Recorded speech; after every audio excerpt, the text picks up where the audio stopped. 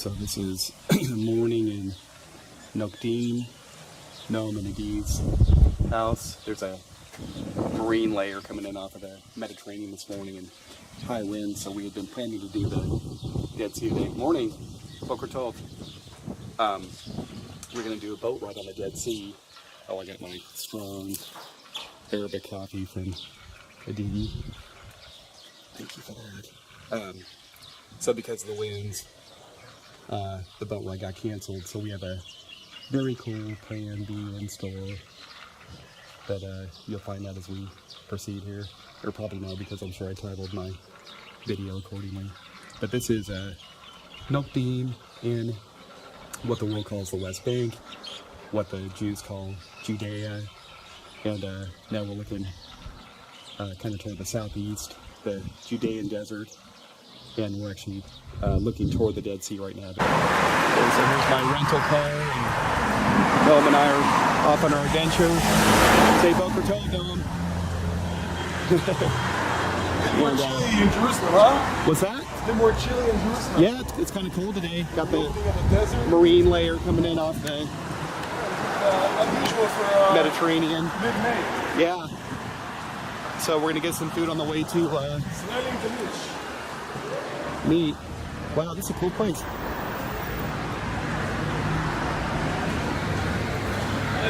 Oh man.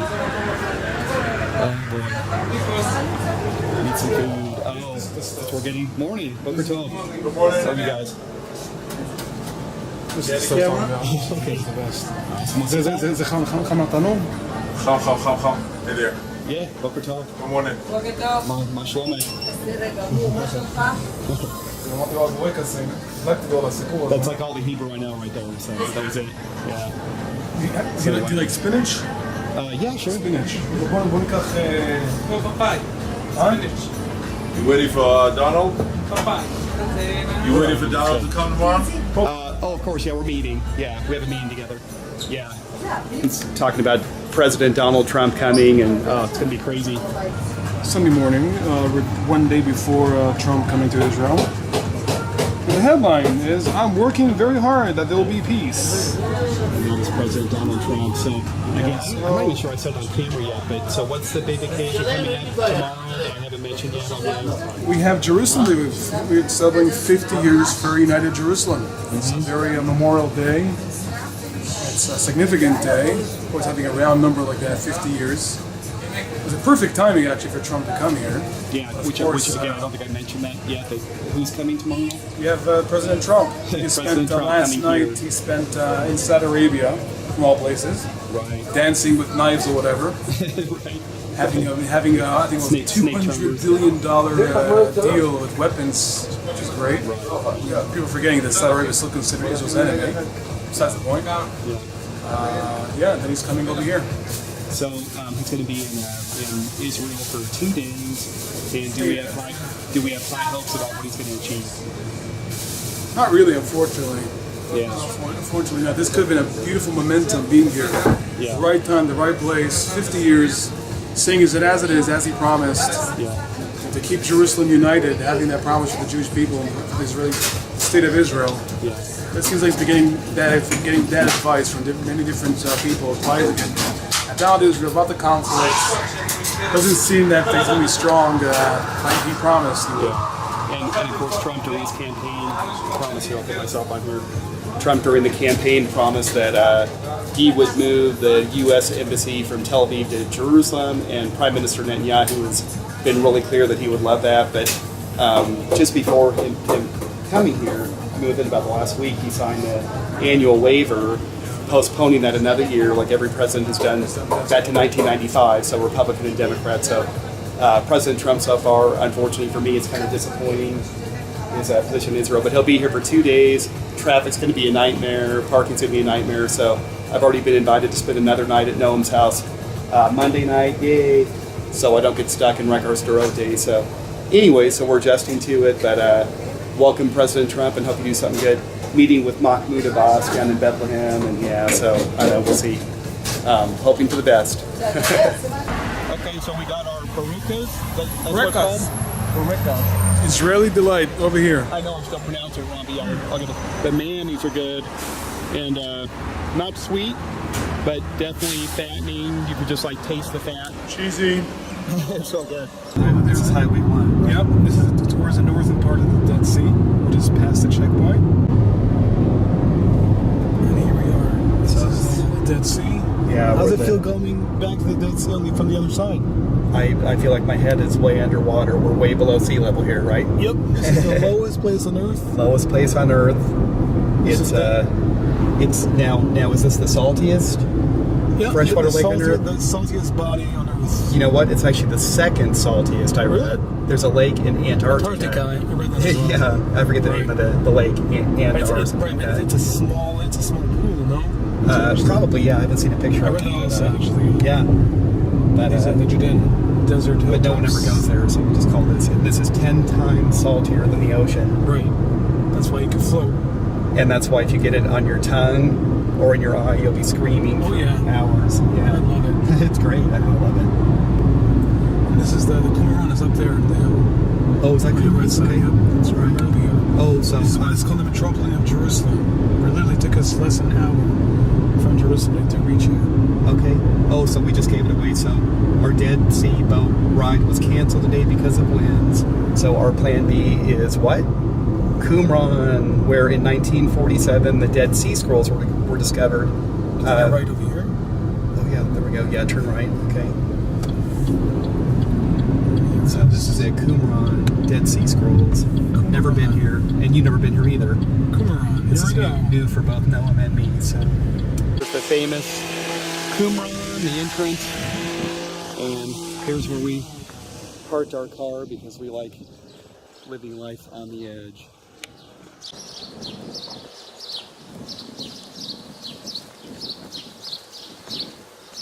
That's the tour guide, right? Yeah, he's a tour guide. Yeah, we're gonna go slow though. So we will learn all this on our own. Okay, so this is kind of a impromptu visit to Qumran.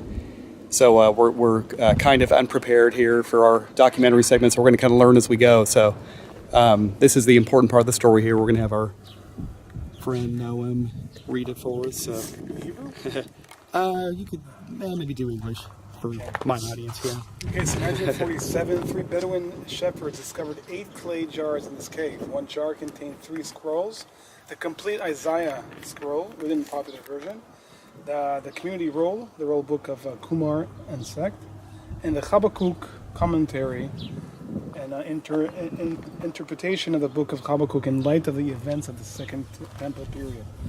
Later, 4 additional scrolls were discovered in the cave, a second version of the book of Isaiah, written in the Masoretic style, the war scroll, which describes a war to be followed by Judgment Day, the Thanksgiving scroll, containing 40 Psalms of Thanksgiving, and the Genesis Apocryphon, written in Aramaic in a narrative style and expanding on the Genesis stories. Cool. So do you know the name of the group of guys that were out here? Actually, it's interesting. The Bedouin shepherds is actually where we live. Right. The area.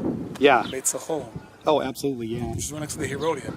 Right. Oh, yeah. That's where they live in We've today. met Bedouins. Remember last time I was out here, we went and Right. had coffee and the bread with the flies. Remember? Yeah, the great people. Because Bedouins. technically, after these hills, Yep. you have the opening of the Judean Desert where we Right. live. Right. So this place was founded about 200 years before the time of Christ. That's what I do remember about the story, by a group called the Essenes, which means something like the Sons of Light. Right. And they were very apocalyptic is the word. So these guys were, looking forward to the end of days. So these guys were like right up my alley. These were end times guys, right?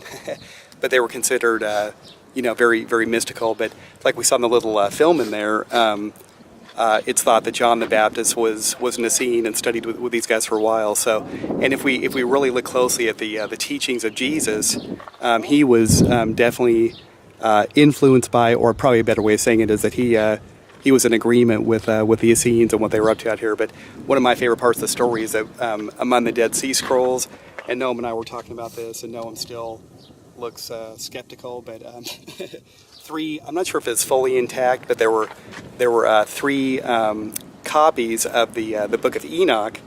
So this lends credence to the idea that Enoch is actually a legitimate book, and this is the one that may have actually been penned by the grandfather of Noah. So the scroll would have made it onto the ark with Noah, and there's so much controversy about that book. That's why I love it so much. But Dead Sea Scrolls. This proves so much. One of the most important archaeological discoveries of our time. Because why, Noam? Why is it so important? Going all the way back, showing the Bible. These are remains of the Bibles of different sectors of the Bible that were found, literally written. Yeah, the Book of Daniel was included. Isaiah scroll, which is part of our Bible, of the prophecies. Yeah. So this discovery helps to prove that the Bible that we have today is fully intact, and it is ancient and pretty exciting. So let's go check it out. Prepare for a little hike here because this is the desert after all. Now, as impressive as the Judean desert is, the average summer high temperature here is 102 degrees Fahrenheit, which is 7 degrees cooler than where I live. You know that, Noam? I told you that before, yeah. The average temp in Havasu is 109 degrees. So we got you beat, man. But a beautiful spot. Oh, here's a date palm here. Do you want to eat some dates before we go? They don't look right. Okay, so this was a ritual bath used by the Essenes when they were here. It's pretty cool. So these were Jewish sages, of course, if that's the right word to use. What is the word you think we'd use? Jewish, you wouldn't say monks, but they were almost kind of in the same concept. I mean, this was a cult. I guess so. It was a Judean. It really was. That's very true, huh? They had their own rituals and their own stuff going on. Yeah, that's actually a perfect way of putting it. Judean Like cult. people that they were outscattered from the community. Yeah. Also, So these were the guys. Oh, look at this aqueduct. So they were. Must be a spring up on the cliffs here. Yeah. So they'd run the water down, collect it, and use it for drinking and the ritual bathing. And that's neat. Look at that aqueduct. Wow, it's just that these guys could do that kind of engineering. I mean, I'm impressed. But this is amazing. I didn't realize that the ruins were actually here where the guys lived. I mean, I kind of just thought they lived in caves. So the movie that we saw, you saw that they had like an animation kind of the town itself. Right. So they actually built a whole little town. I had no idea. So In Susia, this reminds me of Susia. Actually, I was telling you that the biggest, the largest priest community after the destruction of the temple. That was there like for 700 years or something. yeah, It was like this, but times 4 bigger. right. Having all these rooms everywhere. Amazing, yeah. So the Dead Sea Scrolls, what that is that just before the destruction, or around that time, the destruction of the Second Temple in the year AD 70 by the Romans, these guys, saw what was coming. So they took all these scrolls that they'd been collecting for the last 200 years, and it was like a library here. I mean, an actual library, and they hid them in huge clay pots and hid them up in these caves up here on the cliffside, which I'm kind of starting to doubt that we're going to actually be able to go up to the caves, but we'll see if that's allowed. But they hid them there, not to be rediscovered until 1947, which was kind of interesting that it was that year, because what happened the year after that? Yeah, Israel was reborn as a nation May 14th, 1948. So the timing, probably not coincidental, right? The most important discovery, I think, was the Isaiah scrolls. The Isaiah scroll being there, why? Why is that the most important? Well, it's one of the main sectors of the Bible. Those remain the same ritual and the same. Well, and then to look at our modern Bible and see how close our modern text lines up with what was found in the scrolls. So what's powerful for us is you see, the Jews that were scattered throughout the world for over 2,500 years, not only 2,000, but 2,500 years after the first the temple that was destroyed, and you had the same Torah, the same kind of with the same wording and everything for 2,000 years. Right. Same kind of wording. Because this has been one of the charges against the Bible is that, it's been rewritten over the centuries. Today's Bible looks nothing like, the original text. And it's just not true. Right. I mean, Dead Sea Scrolls Same text. clearly prove that the Bible miraculously has remained, generally speaking, entirely intact for thousands of years. So They're saying that there are 2 letters that were bits written differently in Yemen. Two letters that were a bit. I remember reading that. I thought I got into a debate with the guy online about this, and that's the point he brought up. Yeah, that proves that 2,000 years. I mean, come on. Yeah, the tiniest little. Yeah, just amazing. So God has protected His word over all these many centuries. What's that now? Ooh, look at that! Wow. So this is a cistern, which of course means that, am I getting that? Yeah, which of course means that, so here's our aqueduct here. So the water runs down off the cliffs, the rainwater, which of course it doesn't run on a regular basis. So when it does come, the guys here would collect it in the ritual bath over there, just spotted that. So they could bathe, and then this was for drinking. So they would get as much as they could, and this is a huge well here that they'd use for fresh water. So pretty ingenious. I mean, humans have found ways to live in every environment, and this is how we live in extremely dry deserts. So really is a beautiful spot. And then look how close we are to the Dead Sea. So if they wanted to go down and float, they could hike down to the Dead Sea and do a mud pack on their face, make their skin all nice and soft, and so a good spot to live.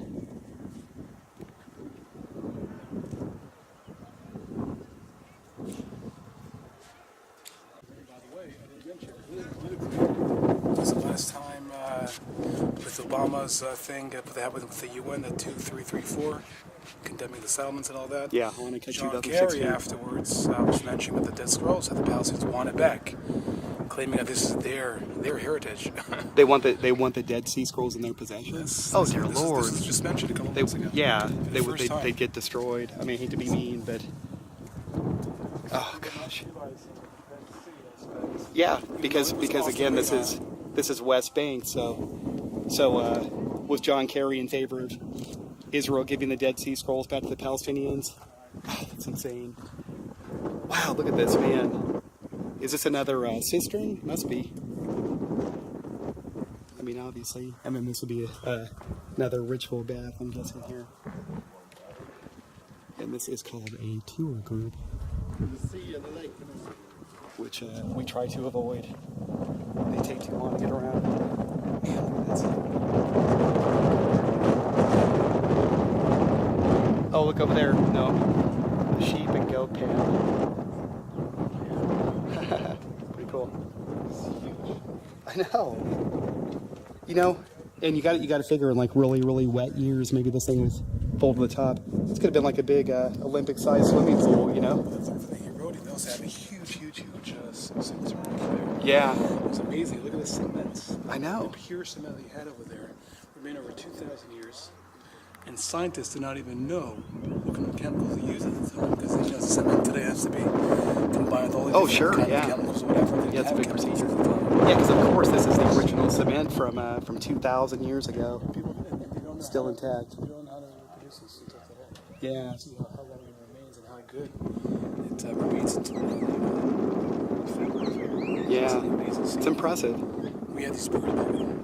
So, I'm wondering, I'm guessing that the archaeologists have diverted the water away from this place now, just so there wouldn't be any erosion. Do you think? Or you think when it rains that maybe this fills up again with water? Or yeah.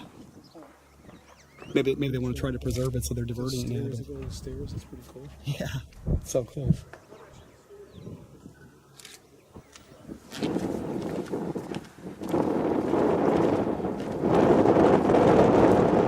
I was hoping that they would let us go up and actually check out the caves, but I see a road headed up that direction. I don't know if we're allowed, but yeah, of course we're going to try. Yeah. Exactly right. That's how you find out if you're allowed. Just go until you get yelled at. 14,000 fragments of scrolls were unearthed at the seeded through the dust within archaeologists. Oh, sifted, it says. Sifted through the dust within. Archaeologists who reached the cave later uncovered an additional 1,000 fragments. Scholars believe that a Roman soldier who entered the cave in 68 CE, so that's 68 AD, tore the scrolls intentionally, and that later ravages by animals and climate inflicted further damage. As research proceeded, the fragments of these scrolls were pieced together to produce 530 different scrolls.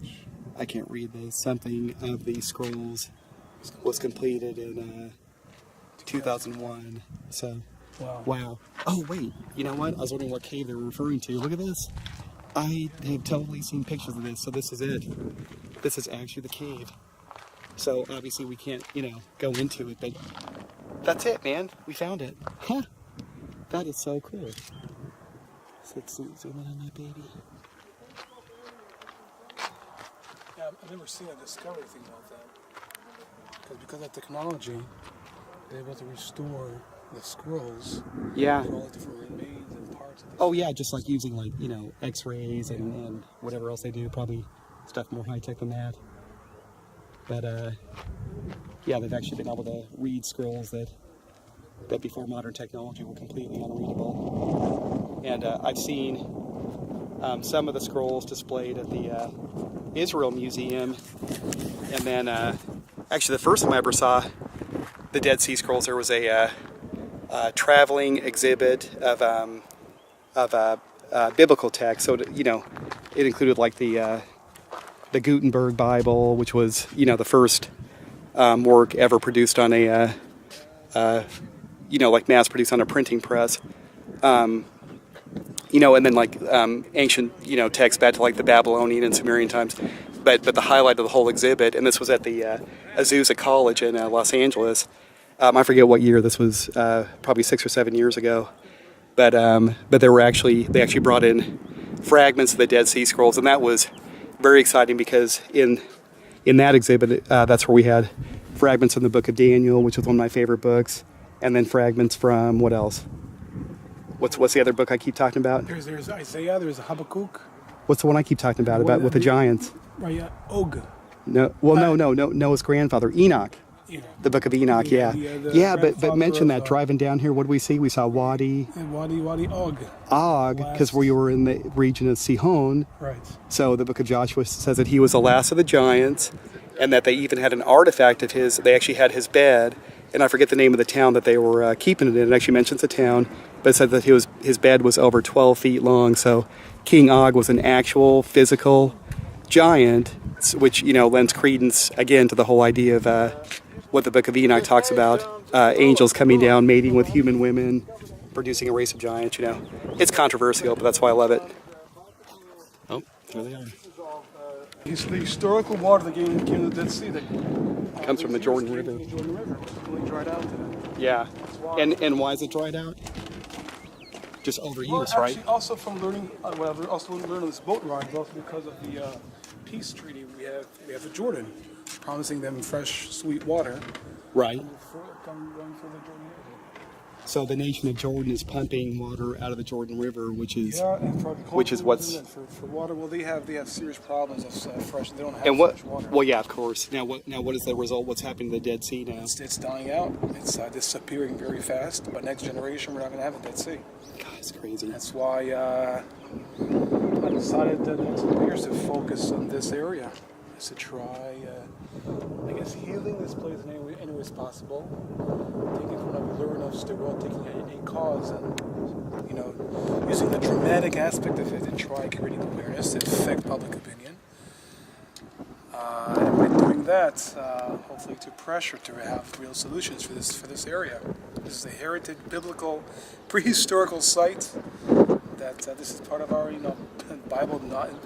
Genesis nonstop speaks about the Dead Sea, and we're losing it. This is the lowest level in history. Dead Sea. On the the other hand, you do see prophecy coming true. See life coming out of the Dead Sea. Yeah, we're talking about Ezekiel chapter 47. Right. We were looking at that last night. Ezekiel 57 verses 8, talking about the solutions of the Dead Sea. It's all connected to the Sea of Galilee, the Jordan River, all the way to the Mediterranean Sea, out to the world. And the prophecy is that the Dead Sea will come back to life, and there'll be fish, and today we can actually see fish. we're actually seeing fish on the, and Sea. maybe today, if we have time, we're going to try to find some on the shore there. So just amazing. So one of your personal projects is to try to help save the Dead Sea. So you have and also at the same time, because this is one of the most visual, unique places we have in Israel, the lowest place on earth. It's the second saltiest body on earth. It's very visual. So as a photographer, I'm able to get to places that no other man can actually get to except on a boat. Doing this over a period of time, I have very powerful content that I could both dramatically, hopefully influence people about the dramatic changes of this place, but also influence people, especially the next generation, to come visit. And you were telling me that the biggest biggest newspaper in Israel's getting ready to do a story, publish a story about your work. We should have, Well, didn't you say that it got bumped up because of President Trump? Yeah, We're going to talk about it him was supposed to instead. be last week. So, people want to read about him instead of you? Yeah, I guess. Oh, please. I just hope let's hope this week goes by. They're going to like you better, I bet. So, let's hope this week will go by okay without any surprises. So you'll have an article in there. I know, right? Yeah. If nothing happens this week, then your article might make it in next week, right? And then you were telling me also that in the very near future you're going to be speaking before.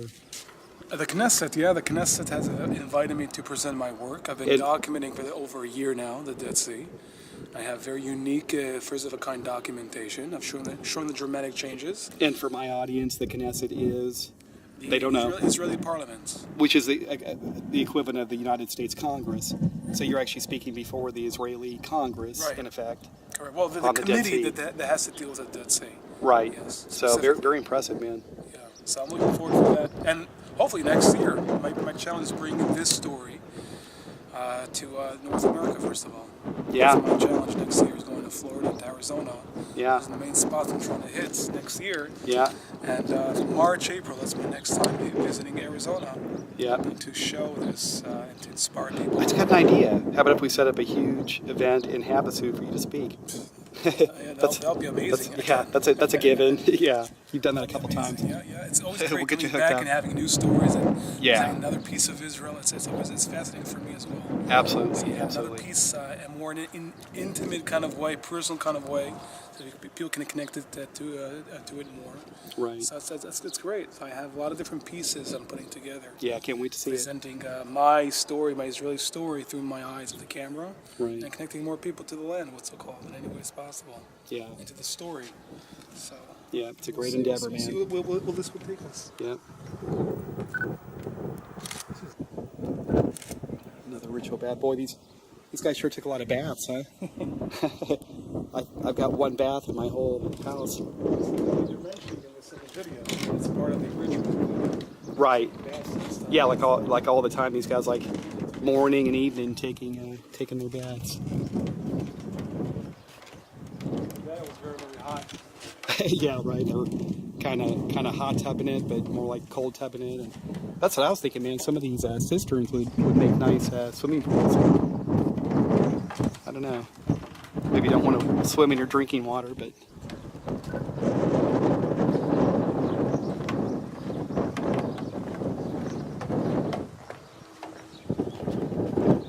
Another ritual bath.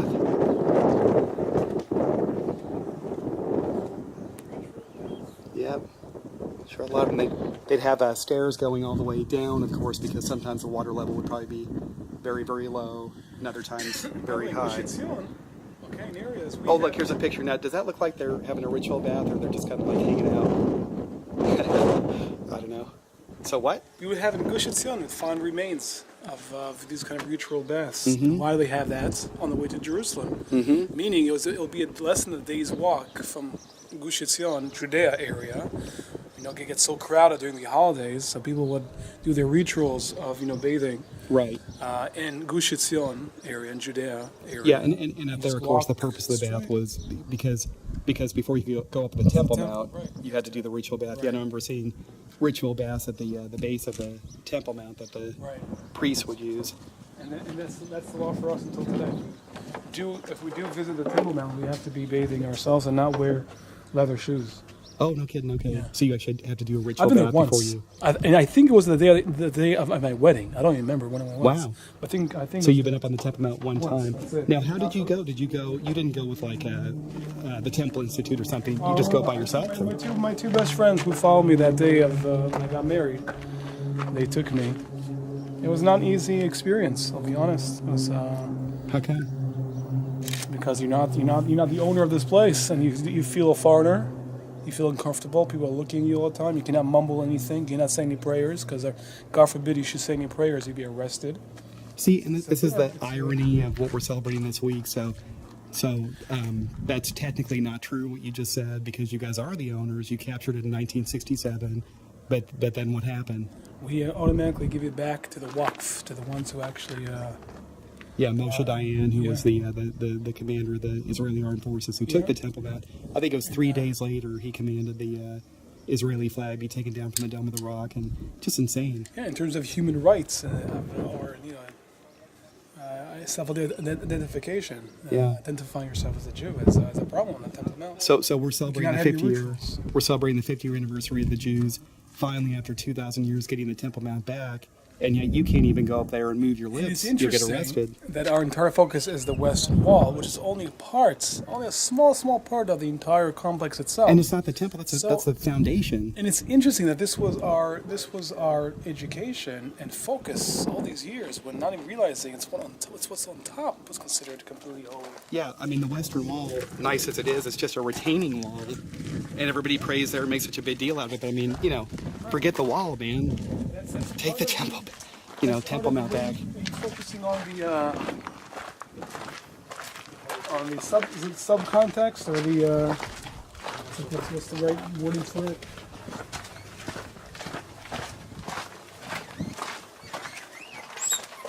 See, only recent years we've been having more. Oh, we're gonna do that. There's been more awareness about that. The fact we can now have our own civilian rights, having our rituals on the Temple Mount. Right. So this is the irony, and again, this is what we're observing this week, the 50-year anniversary of this weird event. So even though the 60 wars, there's no other war in world history, people actually say in Judaism history there's no such war ever. In 6 days, winning all the countries around us. Yeah. And a miraculous aspect on its own. And the big prize was the Temple Mount, but instead of rebuilding the Jewish temple. But it's all God's timing. God knows. We still have to work. Right.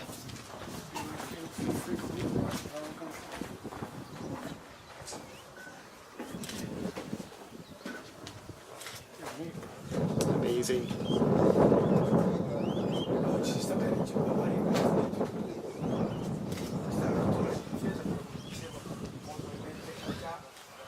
So these are the little sites. Sites that in any peace agreement, Jews, so who knows if Jews would actually be allowed to come in here. Right. Probably not. That's not my impression. I mean, certainly not Israeli Jews. If you're a Jew and a citizen of Israel, you won't be allowed here. They've made that pretty clear. On one hand, we have remains, most important discoveries in the 20th centuries.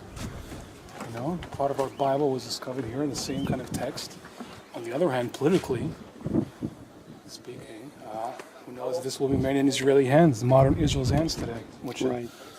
Most of the world is talking about. This does not belong to Israel. We have no connection to this place.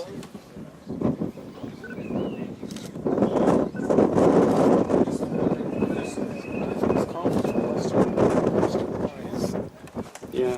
Not realizing we have every single international historical rights just to live here. Right. By the historical rights, we have the international rights, showing all the connection to the land of Israel. Oh, absolutely. Yeah, you guys won this land fair and square with the blessing of the United Nations in 1948. I mean, they're the ones that came up with the. And not America, by the way, at the time. At the time, right, Yeah. right. It was Russia, actually, that, well, you know, this whole Soviet Union, the whole Cold War aspect. So the Soviet Union actually did were accepting the Jewish state, but the American State Department did not. How long did it take us to warm up to it? I think it was Truman at the time, right? Who was it? It was Harry Truman in 1948. Yes. Yeah, so he eventually said. Yeah, I remember it was. Well, it wasn't But too again, long but it just after. shows again when we do what's right for our own people. First of all, the American leadership, you know, they accept it eventually when we do what's right for our own people. Yeah, And we forget that. We try leading the world, yeah. but it's actually the opposite. Exactly the opposite. When we do what's right for our own people, and actually the Six-Day War is the only war we actually went striking first before defending. Right. It's the only war. Preemptive strike. Yeah, you guys saw it coming. First doing that, yeah. Yeah, June 5th, 1967. You know what? One of my favorite Winston Churchill quotes: "You can always count on the Americans to do the right thing after they've exhausted all other options." Isn't that great? So yeah, that's us. Yeah, that's why with Trump here, I mean, and especially with the 50-year anniversary thing, we're anticipating potential violence this week. I mean, the thing with Trump, you just never know him. He's unpredictable. That's why maybe things can flip around that same second. He'll say something or twist something. Yeah. But he's been getting the wrong advice because he didn't know nothing about the whole. Yeah, nothing. political That's aspect been of the evident. conflict. Yeah. But you could see he's been getting the wrong information, the wrong advisory. Yeah. Trying to tell him he could be the big savior of having the greatest deal of solving this over 100-year conflict. Right. Right. So I guess that went up to his brains. Yeah. Just like every president back to Lyndon Johnson has had that fantasy. They're Just gonna too be bad because they all This is- failed. this is the, completely failed. This is the holy grail of U.S. foreign policy, solve the Israeli-Palestinian conflict. But, yep, there's no solution except, what do we always say? What do I always say? Moshiach coming, Yeah. or if you're my persuasion, coming back. Right? We're both waiting for the same Messiah. These are definitely real times happening. Real. It is. times It is. happening. We are in the You last feel it days. very, very strongly over here. Yeah, we are in the end times, and kind of cool to talk about this here because the Essenes again, big end times guys. These guys were anticipating these days that we're living in now. So.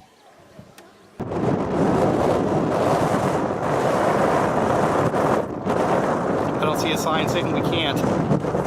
Oh wow! Look, here's the aqueduct coming down. Wow!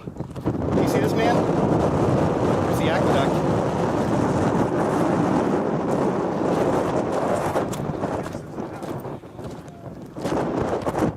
Rappelling site? Are you serious? Only properly trained persons using standard equipment. Oh shoot, we should have brought ropes. I know. I've been rappelling once. I wasn't particularly good at it, but well, actually that's not true. I've been rock climbing once. I've actually rappelled downward quite a few times in caves and things like that. But that helps when you have gravity on your side. Cave. Yeah, look all the Walking towards the cave. caves up there. Yep. Here's Cave up here. following the aqueduct up. So this is how the Essenes got water down to their community.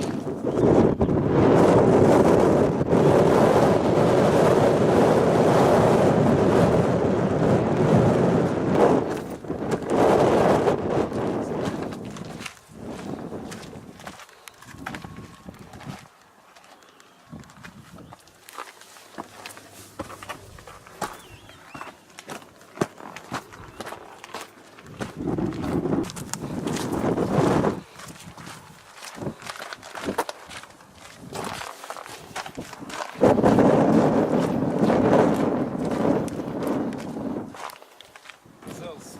Oh yeah, Actually, they're larger than gazelles. gazelle poop. Cool. And those gazelles come up from Africa. These are what over here. They're bigger. Oh wow. Bigger deer with huge horns. Wow.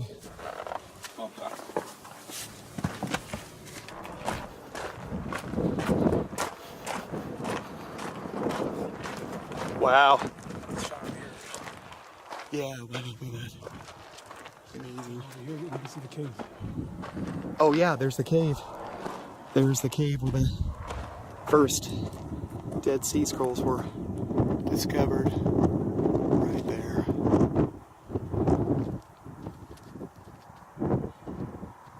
It's the famous cave.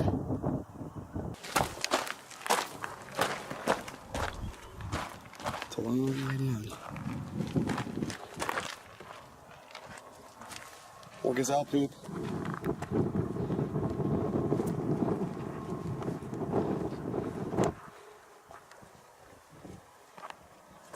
Don't get too close here. So a big waterfall here when the floods come. There's a little cave. Oh, look at this. No, look at this. There's some caves.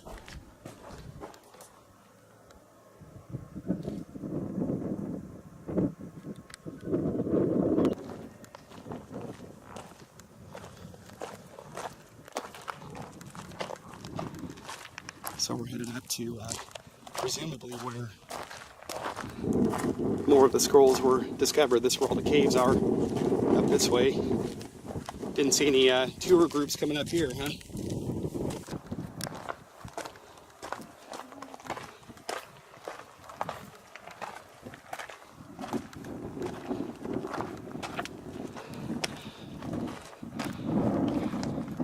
Here's a little cave. Let's go check it out.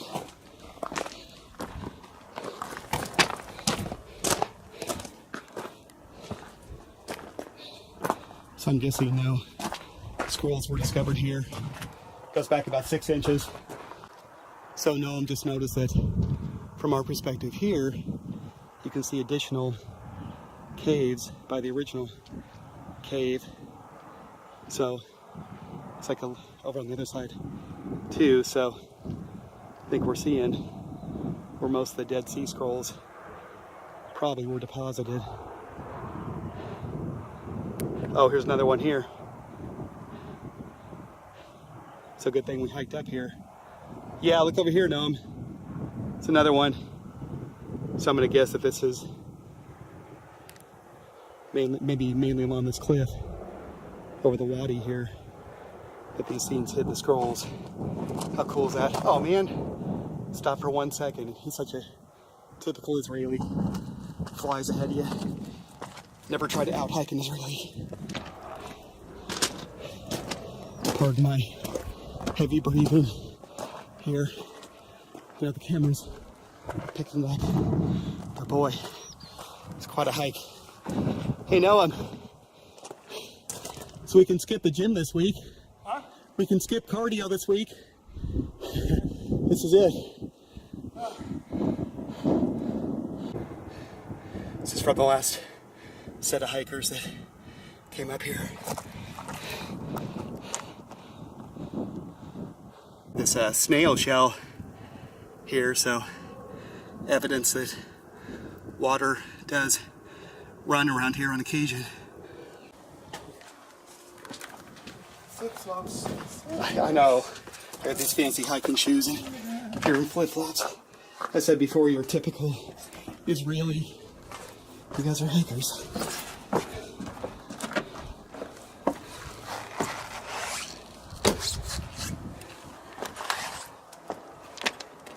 Oh my gosh, this is the trail? Oh, I thought it was over there. Okay, here we go. Little less cliff on this direction. But still.